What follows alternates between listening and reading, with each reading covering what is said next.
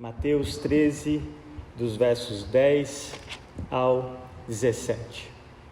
Então se aproximaram os discípulos e lhe perguntaram: por que lhes falas por parábolas? Ao que respondeu: porque a vós outros é dado conhecer os mistérios do reino dos céus, mas àqueles não lhes é isso concedido. Pois ao que tem se lhe dará, e terá em abundância, mas ao que não tem, até o que tem lhe será tirado. Por isso lhes falo por parábolas, porque vendo não veem, e ouvindo não ouvem, nem entendem, de sorte que neles se cumpre a profecia de Isaías: ouvireis com os ouvidos, e de nenhum modo entendereis, vereis com os olhos, e de nenhum modo percebereis, porque o coração deste povo está endurecido, de mau grado ouviram com os ouvidos e fecharam os olhos, para não suceder que vejam com os olhos, ouçam com os ouvidos, entendam com o coração, se convertam e sejam por mim curados. Bem-aventurados, porém, os vossos olhos, porque veem, e os vossos ouvidos, porque ouvem, pois em verdade vos digo que muitos profetas e justos desejaram ver o que vedes e não viram, e ouvir o que ouvis e não ouviram.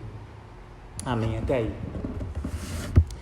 Meus irmãos, como já é sabido, eu tento ponderar, ou melhor dizendo, balancear a nossa dieta nos livros da Sagrada Escritura. A nossa dieta tanto quanto ao Antigo Testamento e o Novo Testamento.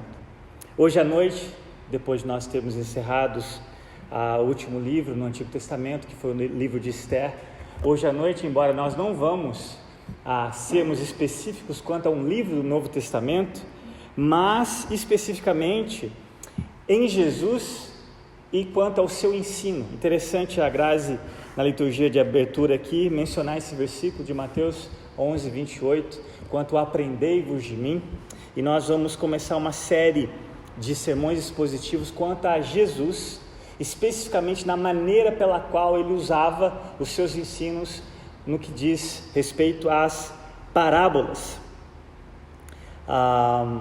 O saudoso pastor R.C. Sproul disse algo muito significativo acerca de Jesus como professor, ou melhor dizendo, como mestre, e a sua pedagogia. Olha o que ele disse, abre aspas: nosso Senhor Jesus Cristo foi o maior professor que já existiu na face da terra. Ele não apenas era a própria encarnação da verdade, portanto o conteúdo de seu ensino era impecável e de origem divina, mas também era um mestre pedagogo, ou seja, seu estilo de ensino era extraordinário, fecha aspas. Eu fiquei chocado que quando eu fiz uma pesquisa no Google, ponderando, começando a preparar esse sermão, a introdutória a essa nova série de mensagens nas parábolas de Jesus, eu fiquei chocado, porque no meu ponto de vista, mesmo míope, um ponto de vista sempre é míope, só Deus tem o escopo do todo, no meu ponto de vista, Jesus é o pregador dos pregadores. Mas se você colocar no Google, você vai ficar chocado tanto quanto eu. Se você colocar pregador dos pregadores, adivinha quem que vai aparecer o nome? Charles Spurgeon. Nós somos muito humanos no que pensamos a respeito de quem é o pregador dos pregadores. Tudo bem que Charles Spurgeon foi o príncipe dos pregadores, mas o pregador dos pregadores foi Cristo Jesus. E afinal de contas, aqui eu queria começar com vocês, como eu mencionei, esse sermão introdutório dessa série, o que é parábolas, por que Jesus usava as parábolas no seu ensino, e o que você e eu devemos orar e esperar dessa nova série de mensagens. Lembrando que Jesus não inventou as parábolas, os sabinos antes mesmo dele já usavam as parábolas para aplicar a lei, só que Jesus trouxe algo novo. Com as parábolas ele veio trazer revelação, o que os sabinos até então não tinham condição nenhuma de fazer. Então, afinal de contas, o que é uma parábola? A palavra grega traduzida, parábola, ela é uma palavra composta por duas. Para, ou seja, aquilo que é, na verdade, o para é um prefixo da palavra parábola. Ela traz a ideia, nesse prefixo de para, se refere a algo que é lançado, ou melhor dizendo, algo que caminha lado a lado de outra coisa. E a outra parte dessa palavra composta é bola, né? Ou balô, não sei como pronuncia o grego, então vamos falar balô, que significa lançar ou arremessar. Portanto, a parábola significa algo que é colocado lado a lado, uma coisa paralela a outra coisa, caminhando juntas. Que é um exemplo curioso, não sei se você já parou para pensar, mas na matemática, quando você faz alguns cálculos, você chega num gráfico e tem um desenho que esse gráfico te leva. Esse desenho é chamado de parábola. E é interessante que, segundo os matemáticos, a parábola ela faz aquela curva e sobe duas paralelas, exatamente uma do lado da outra, por isso que são paralelas. E elas vão uma do lado da outra infinitamente. De acordo com os cálculos matemáticos, elas nunca se cruzam ou se encontram, elas são paralelas, por isso a palavra parábola. Sendo assim, uma parábola, o que é uma parábola? Abre aspas. Uma parábola é uma imagem engenhosamente simples que ilumina uma profunda lição espiritual. Vou repetir. Essa ideia de Jesus lançar algo paralelo ao seu ensino tinha a intenção de revelar uma verdade por meio de algo simples. Por exemplo, um semeador e uma semente. Um pai e um filho pródigo. Uma ovelha perdida e o pastor que vai ao encontro dessa perdida.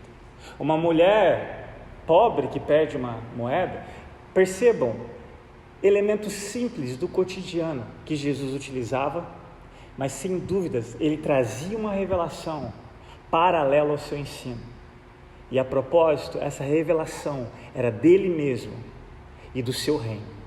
É por isso, meus irmãos, que quando eu comecei a pensar nessa série de parábolas, eu fiquei muito empolgado, particularmente falando. Porque é interessante como nós olhamos as parábolas como se fossem histórias meramente ilustrativas, e elas não são, especialmente vindo dos lábios do pregador, dos pregadores. Ela tem uma intenção que nós vamos ver hoje à noite significativa, especialmente naqueles que a ouvem. O intuito pela qual Jesus usa, em certa ocasião, usando aqueles elementos e de acordo com o público que ouvia. Ele não fazia nada por acaso. Ele seguia uma agenda divina. Ele conhecia os corações daquelas pessoas como ninguém. E ele discernia o que elas pensavam antes mesmo de pronunciar qualquer palavra. Então ele falava como ninguém. Ele tocava como ninguém. E sem dúvidas, o conteúdo do que ele falava era extremamente importante. Se nós pudéssemos agrupar todas as parábolas, é interessante que, embora nós não vamos ver todas, infelizmente nós temos aí cerca de 10 domingos para acabar o ano. Se Deus permitir, a gente continua vendo as parábolas, mas eu tenho outros planos também de outras séries, como eu disse, dessa dieta espiritual do Novo e no Antigo. Mas, se fôssemos olhar, cerca de 50 parábolas Jesus utilizou, pelo menos. Dos 3 evangelhos, Mateus, Marcos e Lucas, de 48 versículos, 50 se referia a parábolas. E se fôssemos fazer um grupo nessa temática, você vai perceber 4 temas muito comuns: parábolas do reino, parábolas de salvação, parábolas de tolice versus sabedoria e parábolas de juízo ou de justiça, se preferir. E aí eu quero responder a pergunta, afinal de contas, por que Jesus, sendo esse grande pedagogo que já existiu, o maior deles, como mestre, como professor, como aquele que sonda os corações, assim como a palavra faz através do Espírito Santo nos nossos hoje, por que ele fazia o uso de parábolas? No texto que nós lemos em Mateus capítulo 13, olha novamente comigo os versos 10 ao 13. Então se aproximaram os discípulos e lhe perguntaram. Aqui, detalhe, se aproximaram os discípulos possivelmente já na casa, num lugar particular, onde eles procuram Jesus e fazem essa pergunta. Por que eles falam por parábolas? Ao que respondeu: porque a vós outros é dado. Guarde essa palavra, se você quiser grifar na sua Bíblia. Dado. Isso é dom de Deus. Não depende da sua capacidade intelectual ou do seu conhecimento prévio, teológico. É um dom dado. Ele vai dizer: a vós outros é dado conhecer os mistérios do reino dos céus, mas aqueles não lhes isso é concedido. Pois ao que tem se lhe dará e terá em abundância, mas o que não tem, até o que tem lhe será tirado. 13. Por isso lhes falo por parábolas, porque vendo não veem, e ouvindo não ouvem, nem entendem. O uso de parábolas por Jesus, meus irmãos, foi uma forma de julgamento divino contra aqueles que encaravam os seus ensinamentos com desprezo, com incredulidade ou mesmo apatia. Por isso, em sua resposta, Jesus vai citar a profecia de julgamento lá em Isaías capítulo 6. Vocês se lembram de Isaías capítulo 6? João vai dizer que o que Isaías viu foi a glória do próprio Cristo. Logo em seguida, no verso 8, quando ele se dispõe a cumprir a missão, Deus dá a ele uma missão, mas que missão? Olha o que Jesus vai recitar, verso 9 e 10, em relação a Isaías capítulo 6, na mesma passagem que nós lemos. Olha aí o verso 14: de sorte que nele se cumpre a profecia de juízo. Ouvireis com os ouvidos e de nenhum modo entendereis, vereis com os olhos e de nenhum modo percebereis, porque o coração deste povo está endurecido, de mau grado ouviram com os ouvidos e fecharam os olhos, para não suceder que vejam com os olhos, ouçam com os ouvidos, entendam com o coração, se convertam e sejam por mim curados. E é interessante que não só é uma forma de Jesus cumprir essa profecia de Isaías do capítulo 6, de juízo, mas também, com a graça de Deus, nós ainda vamos estudar outra forma de ensino de Jesus, que foi o Sermão do Monte, o seu maior sermão, Mateus 5, 6 e 7. É interessante que ele vai mencionar lá o porquê do uso de parábolas. Em outras palavras, ele vai dizer que não se lança pérola aos porcos, e nem o que é sagrado aos cães. Jesus estava honrando a palavra de Deus a despeito do pecador. É interessante isso, né? Às vezes nós nos colocamos como no centro, mas a palavra de Deus é o centro, mais importante do que você e eu. E Jesus, até mesmo em ensinar a palavra de Deus, ele usava parábolas para que aquelas pessoas que tinham essa atitude de porcos ou de cães não desprezassem a preciosidade daquilo que ele ensinava. Mas é interessante, meus irmãos, que não só é uma forma de juízo, mas ao mesmo tempo uma forma de misericórdia. Interessante isso. As parábolas não só eram essa profecia sendo cumprida com Cristo em Isaías capítulo 6, mas também era uma forma de estender misericórdia. Como isso? O próprio texto que nós lemos diz, mas eu vou ler um comentário de MacArthur que fala melhor do que eu poderia fazer. Abre aspas. A incredulidade deles era obstinada, deliberada e por escolha própria irrevogável. Aqui MacArthur está dizendo sobre as pessoas que ouviam Jesus. E ele continua: quanto mais ouviam a Cristo, mais se tornavam responsáveis. Quanto mais endurecessem o coração contra a verdade, mais severo seria o seu julgamento, pois a quem muito é dado, muito cobrado. Assim, olha a preciosidade disso, assim, ao ocultar lições espirituais em suas parábolas, Jesus os impedia de acumular culpa após culpa sobre suas próprias cabeças. Fecha aspas. Olha esses dois lados da mesma moeda, a justiça e a misericórdia de Deus no ensino de Jesus. Ao mesmo tempo que não era desperdiçado a preciosidade da palavra de Deus com aqueles ouvidos fechados, corações endurecidos, ao mesmo tempo era uma forma de poupar ou amenizar a quantidade de juízo da maneira com que as pessoas ouviam aquele ensino. Em suma, as parábolas de Jesus tinham esse propósito duplo. Elas escondiam a verdade de pessoas hipócritas ou autossatisfeitas consigo mesmas, simplesmente rejeitando Jesus como não só a verdade encarnada, mas toda a verdade que ele proferia. Então é uma forma, né, de esconder a verdade dessas pessoas, da sua hipocrisia, da sua autossuficiência, e ao mesmo tempo elas revelavam a verdade àqueles que estavam famintos, sedentos, a seca da justiça e do reino pelo qual Jesus veio inaugurar na sua vida.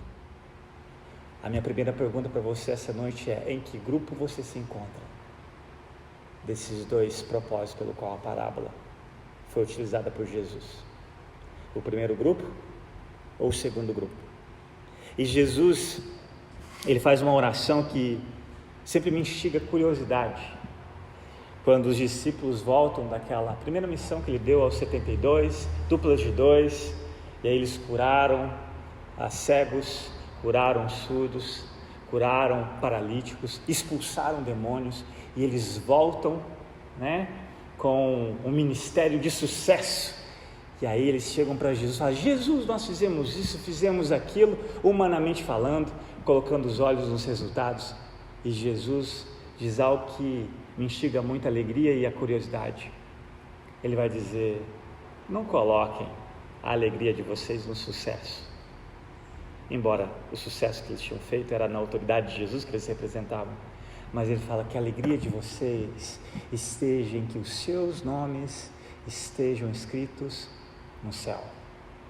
E depois que ele corrige os discípulos, olha a oração que Jesus faz lá no capítulo 11 de Mateus, versos 25 e 26, vou ler para vocês. Naquela ocasião, Jesus disse: eu te louvo, Pai, Senhor dos céus e da terra, porque escondeste essas coisas dos sábios e cultos e as revelaste aos pequeninos. Sim, Pai, pois assim foi do teu agrado. Meus irmãos, é humilhante, né? Como na liturgia de abertura nós ouvimos. É humilhante porque nada em você ou em mim me leva a conhecer a Deus, ou como na frase de Spurgeon, mergulhar nesse conhecimento de quem Deus é. Nós não temos nada. Você pode ter a mente mais brilhante, como de Einstein, ou de qualquer outro gênio que já existiu. Você pode ter a saúde do melhor atleta. Você pode ter os maiores e melhores recursos.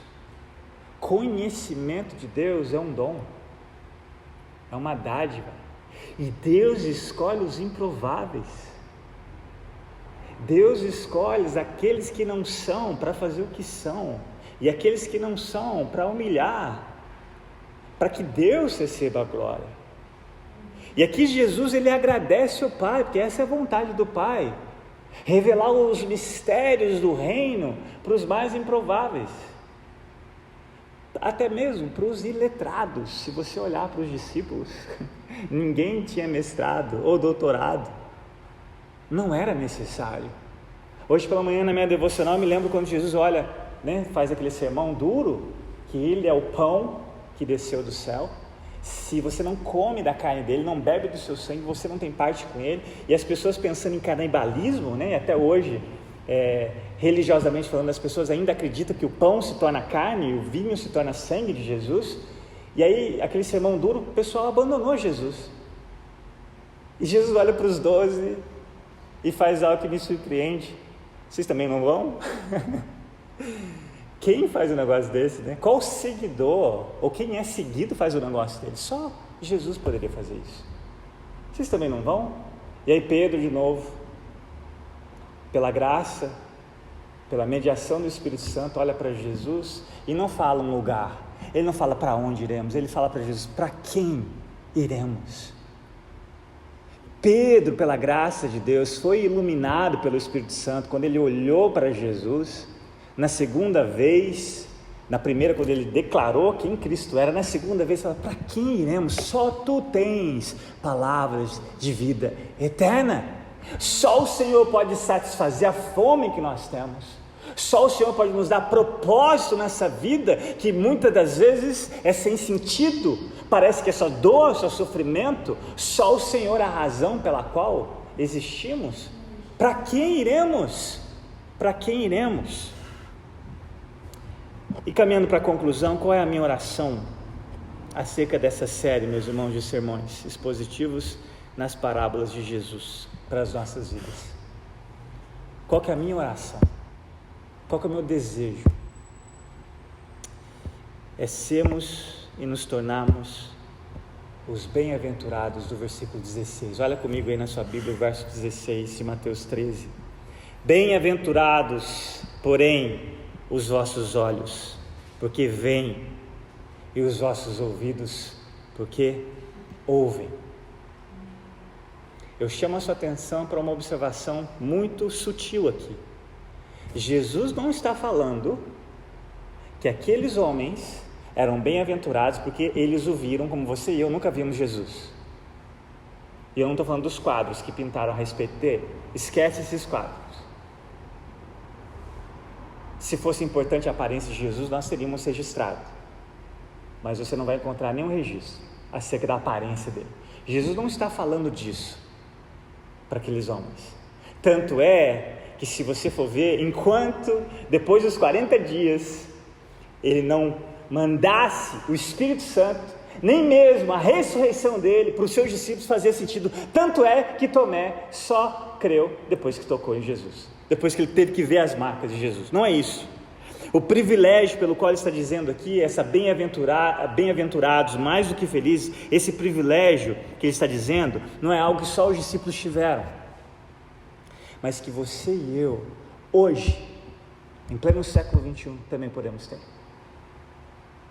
Como isso é possível? Como isso é possível? Verso 29, Jesus, ao encontrar Tomé, olha o que ele disse. Disse-lhe Jesus: porque me viste, creste?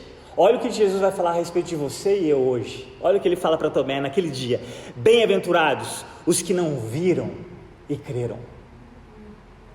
Não viram e creram. Pedro, na sua carta, vai dizer que nós somos felizes porque o amamos, mesmo não o vendo. E olha o que Pedro vai dizer, olha que interessante na carta dele, 2 Pedro, capítulo 1, versos 18 e 19, vou ler para vocês. Nós mesmos ouvimos essa voz vinda do céu. Trazendo no contexto, Pedro viu Cristo glorificado, conversando com Elias e com Moisés. E aí ele, precipitado, fala o que não deveria, na hora errada, e de repente vem uma voz do céu, o próprio Deus falando: este é o meu filho, ouçam-no. E é o que Pedro está dizendo, nós mesmos ouvimos a voz vinda do céu. Ou seja, Pedro viu Jesus. Pedro experimentou o milagre, andar sobre as águas. Depois de Jesus, só ele foi o único ser humano que fez isso. Mas a despeito disso, dos milagres, a despeito de ter visto Jesus encarnado, a despeito de ter visto Jesus glorificado naquele dia, olha o que ele continua dizendo. Quando estávamos com ele no monte, eles viram e ouviram essa voz. Ele continua: assim temos ainda mais firme, ou seja, diante do que os meus olhos viram, diante do que os meus ouvidos viram, há algo muito mais importante do que isso. E ele vai dizer: assim temos ainda mais firme a palavra dos profetas. Pedro está dizendo: não coloque a sua confiança em experiência, seja visual ou visual ou pelo que você ouve. Agora não esqueci como. Auditiva. Obrigado, né? Não coloque a sua experiência nisso, não coloque a sua fé nisso. E aonde nós temos que colocar? Nas profecias. Em outras palavras, na palavra de Deus.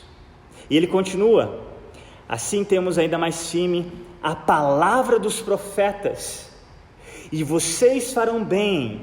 Ele está falando para uma igreja que não viu e nem ouviu o que ele viu ou ouviu. Assim vocês farão bem, olha só, se prestarem atenção, ou seja, cuidado com os falsos profetas, cuidado com as experiências. Assim, a ela prestem atenção, como uma candeia que brilha em lugar escuro, até que o dia clareie e a estrela da alva nasça em seus corações. Meus irmãos, que privilégio nós temos quando Jesus fala para os seus discípulos: bem-aventurados são vocês que têm olhos para verem, ouvidos para ouvirem. Ele está dizendo que só Deus pode te dar olhos e ouvidos espirituais, porque só assim faz sentido quando você lê, quando você ouve a palavra de Deus. E não só um entendimento apenas cognitivo, mas que afeta quem você é, afeta a sua vontade, afeta o seu comportamento. Só a palavra de Deus pode fazer isso. Só Jesus pode nos dar ouvidos. Só Jesus pode nos dar a verdadeira visão. Eu prefiro perder a minha visão física, se Deus assim permitir, do que ser cego espiritualmente acerca daquilo que Ele quer me mostrar. Fico imaginando aquele cego, Bartimeu, ali na beira da estrada, mendigando, gritando: Filho de Davi, tem misericórdia de mim. E os discípulos e a multidão tentando fazê-lo calá-lo, e ele gritava mais ainda. E aí ele é trazido até Jesus, e Jesus faz uma pergunta que parece óbvia, mas não é óbvia. Ele fala: o que você quer que eu te faça? Ele fala: que eu possa ver. Bartimeu não tinha ideia. O ver para ele era ver, como todo mundo vê. Mas Jesus deu infinitamente mais do que aquele cego pediu. Durante 40 anos de cegueira, se ele vivesse somente aquele dia, onde finalmente ele pôde olhar para o rosto do próprio Deus encarnado, não se compararia a alegria daquele dia com tantos anos de sofrimento em meio à escuridão. Porque naquele dia ele não só pôde ver como qualquer ser humano, mas ele viu realmente Jesus como Salvador. Tanto é que ele deixa a sua capa e segue a Cristo. A maior dádiva de Bartimeu não foi enxergar, fisicamente falando. A maior dádiva de Bartimeu foi ter os olhos abertos para contemplar o rosto do próprio Deus e reconhecê-lo como seu único e suficiente Senhor e Salvador. Nem mesmo Pedro, um dos que viram Jesus glorificado, colocou mais importância no que os seus olhos físicos contemplaram em comparação ao que o Espírito de Deus faz com os olhos do nosso coração quanto à glória do Cristo revelado nas Sagradas Escrituras. E eu quero terminar com algumas perguntas que eu gostaria de levar você à reflexão, não só agora, mas durante a semana.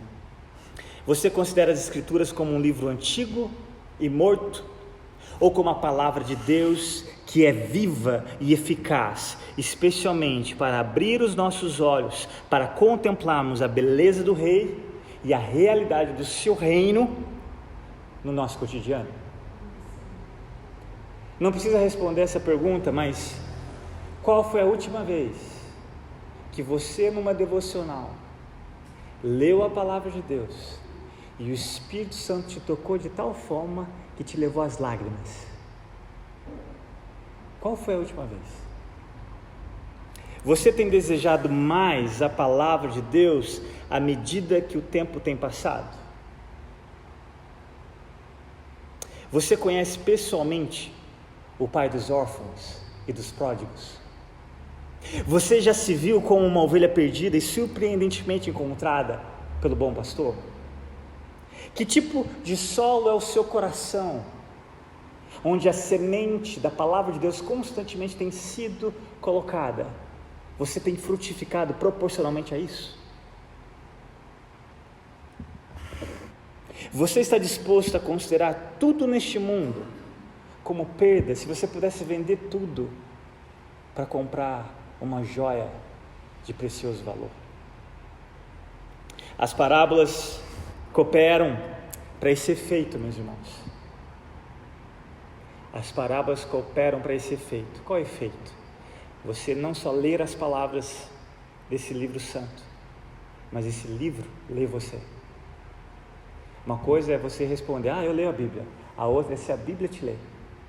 Que é um exemplo, quando o profeta Natan, ele foi fazia uma dura tarefa para um profeta diante de um rei poderoso, que é confrontá-lo. Vocês se lembram a metodologia que Natan utilizou? Uma parábola. Ele usou aquela parábola de maneira que a palavra de Deus leu o coração de Davi, a ponto de Davi quase interromper a parábola e dizer que esse homem morra. E Natan simplesmente disse: tu és o homem. E pela graça de Deus, Davi se arrependeu. Não se endureceu, porque ele poderia ter matado Natan e colocado tudo aquilo debaixo do tapete. As parábolas cooperam com esse efeito de não só lermos as Escrituras, mas deixar com que as Escrituras leiam nosso coração, como aquela espada, Hebreus capítulo 4, verso 12, porque a palavra de Deus é viva e eficaz, e mais penetrante do que espada alguma de 2 gumes, ela penetra até a divisão da alma e do espírito. O que você acha que a palavra está fazendo dentro de você? Mexendo em áreas desconhecidas até mesmo por você. Divisão de alma e do espírito, de juntas e medulas, e é apta para discernir os pensamentos e as intenções do coração. Que o Senhor tenha misericórdia de nós e nos dê ouvidos e olhos espirituais, trazendo mais revelação em áreas de nossos corações que ainda estamos cegos, e nos dê um coração quebrantado a ponto de orarmos, desvendo os nossos olhos, para que possamos contemplar a beleza do Cristo de Deus.